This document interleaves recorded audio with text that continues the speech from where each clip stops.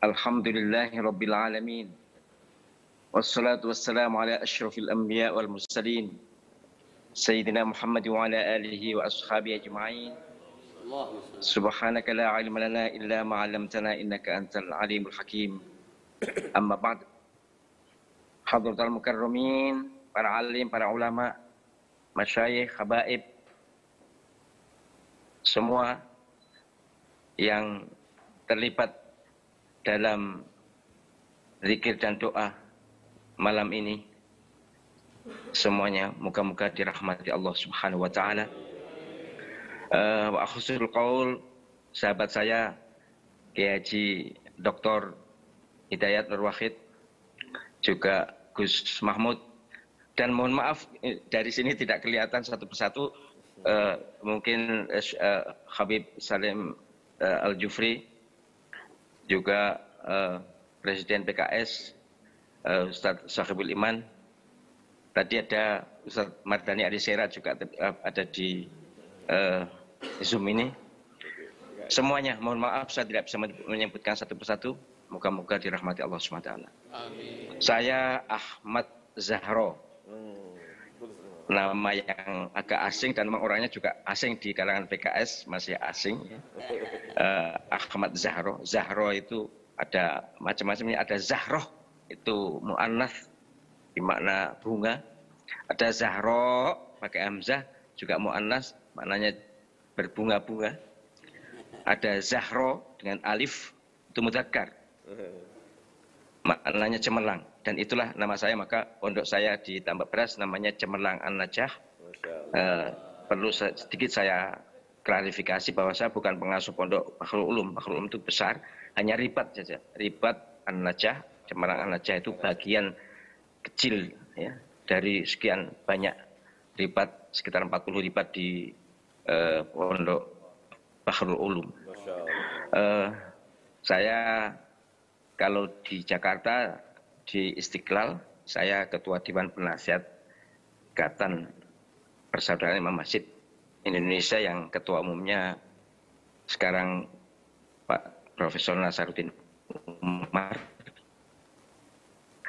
Juga saya Dewan Pembina Yayasan Penguatan Peran Pesantren YP3I, yang ketuanya Pak Marzuki Ali. Saya rumah di Jombang dan di Sidoarjo karena sebagai dosen di UINSA, dan juga di Perterongan Jombang. Ini sekedar tahu saja bahwa kenapa tiba-tiba wajah yang asing ini kok muncul di sini gitu. Saya diundang Khadatul Syekh Ustadz Hidayat Nur Wahid dan Ustadz Gus Mahmud yang tadi malam ketemu di Mbah Wahab. Malam ini juga ada khaulnya Mbah Wahab. Sungguh saya berbahagia, bergembira, dan happy banget bahwa selama ini saya dengan silent action, diam-diam, atas kemauan sendiri, dan lillahi ta'ala, saya berkeliling Indonesia ini sering mengklarifikasi mahua PKS. Karena PKS ini selalu tertuduh selama ini. Yang Wahabi lah, yang inilah, yang itulah. Wahabi kan ya juga tidak jelek. Andai kata Wahabi, ada yang Wahabi kan juga tidak jelek. Imam Masjidil Haram, Imam Masjid Nabawi itu semuanya Wahabi. Masa jelek? Jadi menurut saya, ya ini hanya stigmatisasi yang kurang nyaman gitu aja. Tapi sungguh saya secara ya atas kemauan sendiri, karena saya tidak rela kalau ada kezaliman itu. Bagi saya PKS adalah partai Muslim yang bagus, dan mayoritas pengurusnya adalah sahabat-sahabat saya alumni Timur Tengah, sehingga harus saya bela. Dan malam ini saya mendapat berkat. Menurut saya ini berkat. Saya selama ini saya tidak tahu apa ada tahlilan atau tidak ada tahlilan, saya tidak tahu. Tapi malam ini ada bukti nyata bahwa salah satu tanda bahwa PKS bukanlah yang ditujukan orang itu adalah malam ini. Kan orang bisa tahlil itu tidak bisa mendadak loh. Mesti sudah bisa sebelumnya. Jadi saya berterima kasih sekali bahwa saudara-saudara saya di PKS, apapun saya sebenarnya tidak ingin membedakan apakah NU, Muhammadiyah atau Persis atau Wahabi atau apapun, saya tidak ingin membedakan. Semua adalah saudara kita, semua adalah ikhwah kita. Tapi sungguh saya tidak rela kalau ada stigmatisasi terhadap PKS yang maka hari ini menjadi bintang kejora, ya, menjadi bintang lapangan, menjadi bintang dunia, bahwa alhamdulillah PKS mendapat tempat di hati umat Islam Indonesia berkat RUU HIP. Jadi walaupun COVID atau HIP itu ternyata membawa berkat, blessing in disguise. Jadi insya Allah inilah cara Allah SWT membuka apa yang baik dan apa yang tidak baik di kalangan bangsa Indonesia ini. Ada bacaan yang menarik menurut saya perlu menjadi renungan kita, kitab Ar-Ruh, karangan Syekh Ibnul Jauzi, Syekh bukan Ibnul Jauzi, mohon maaf, Ibnul Qayyim Al-Jauziyah, Ibnul Qayyim Al-Jauziyah. Salah satu ilustrasinya itu begini. Wallahu alam, beliau tentu seorang alim yang sangat diagungkan oleh umat Islam sedunia, dan mohon maaf ya, madhabnya sebenarnya agak condong atau jalur alur fikirnya condong seperti saudara-saudara kita di Muhammadiyah. Tetapi beliau menyatakan begini, bahwa ahli kubur, orang yang dikubur, itu kalau diziarati sangat senang. Dan ini memang ada hadisnya, ada banyak hadisnya. Jadi bahwa orang yang dikubur itu diziarah itu sangat senang. Karena orang ziarah tidak mungkin hanya ziarah saja, kan mesti ada doanya. Dan tetangga kubur itu ngerumpi juga, nyedek dekat pada orang yang diziarah itu. Ini kita sama-sama tidak tahu, belum pernah mengalami, tapi menurut saya kok percaya itu lebih aman daripada tidak percaya. Bahwa diziarahi keluarga itu senang karena didoakan.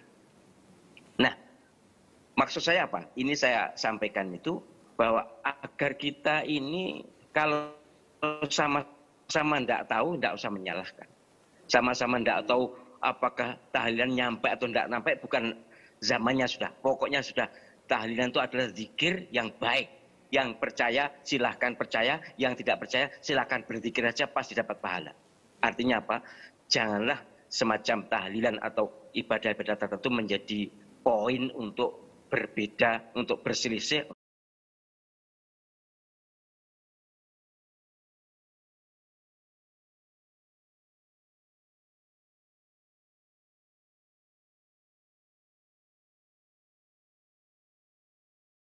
Hukum Pascal itu orang Prancis yang masih muda, saking cerdasnya, kemudian suatu ketika menemukan Paris Pascal itu, taruhan Pascal.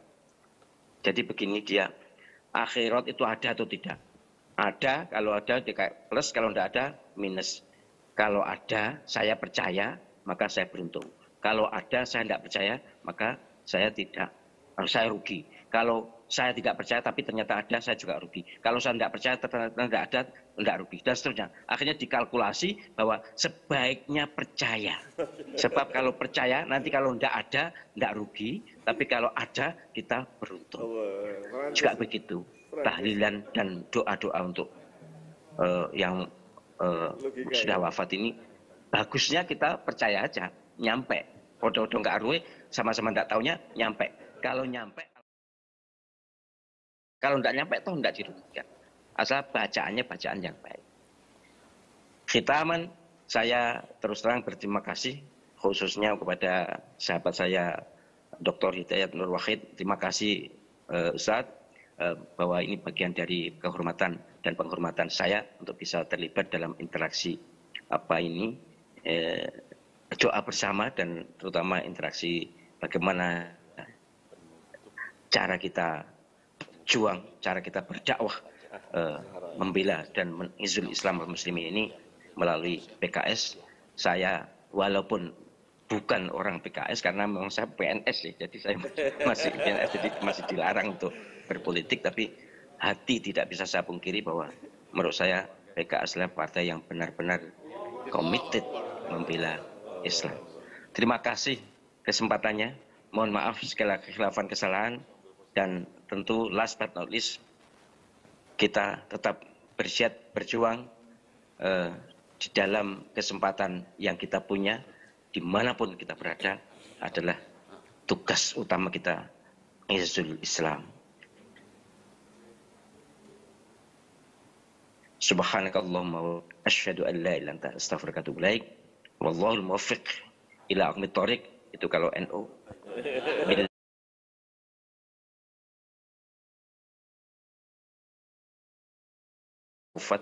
Assalamualaikum warahmatullahi wabarakatuh.